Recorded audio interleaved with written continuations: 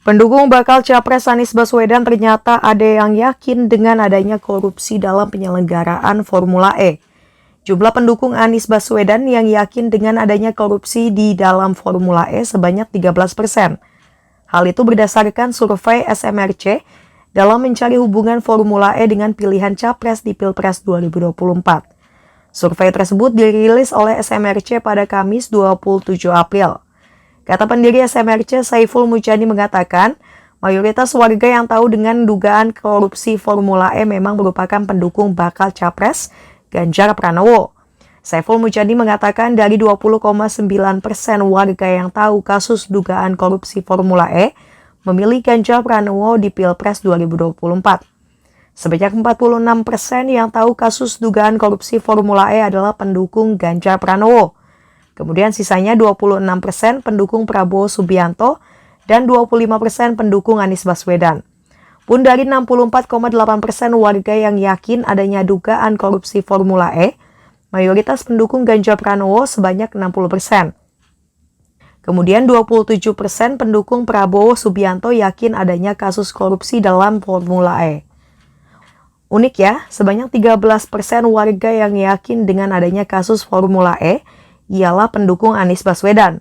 Maka kata Saiful, keyakinan adanya korupsi dalam Formula E bisa memperkuat dukungan terhadap Ganjar Pranowo dan memperlemah dukungan terhadap Anies Baswedan di Pilpres 2024. Hanya 13% memilih Anies. Ya. Sementara sebaliknya yang tidak yakin di sana ada korupsi, totalnya itu 35%, itu cenderung hanya 24 pada Ganjar, pada Anies sebaliknya 45. Jadi ada perbedaan sangat signifikan bahwa keyakinan di sana ada korupsi itu bisa memperkuat pilihan terhadap Ganjar dan sebaliknya memperlemah dukungan terhadap Anies. Pada Anies. Ya. Karena Prabowo agak netral gitu ya di tengah. Prabowo netral. Prabowo tidak masuk di dalam diskusi, di dalam diskursus tentang Formula E. Ya.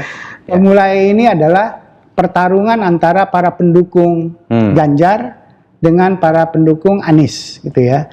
Nah, bagi yang mendukung Anies, di situ tidak ada korupsi, cenderung begitu. Sebaliknya yang mendukung Ganjar, di sana ada korupsi. Nah, yang menarik adalah bahwa basisnya tadi hanya 20%, masih 21. Ya, 21%. tapi dari 20% itu mayoritas mengatakan di sana ada korupsi.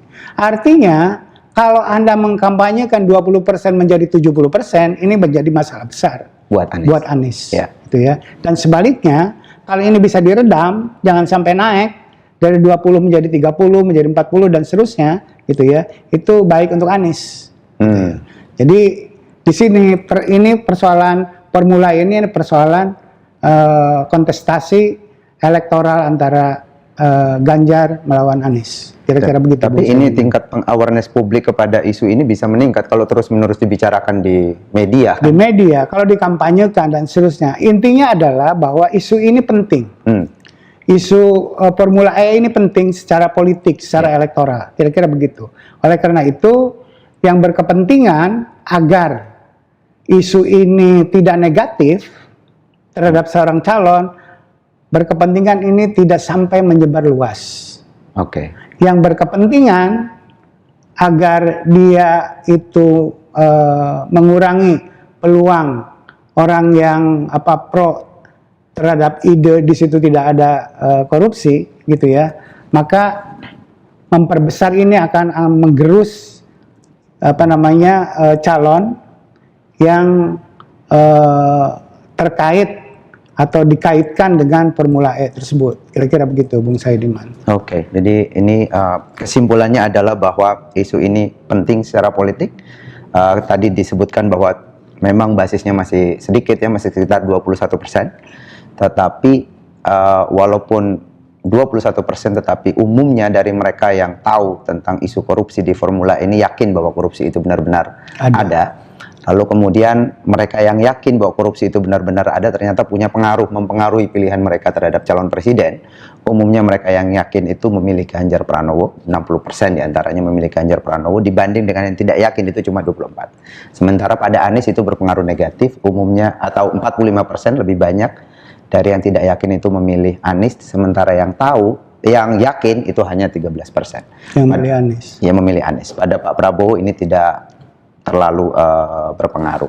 Kira-kira begitu, Pak Saiful. Baik. Kesimpulan dari diskusi kita kali ini, kita akan ketemu kembali dalam bedah politik berikutnya. Terima kasih banyak.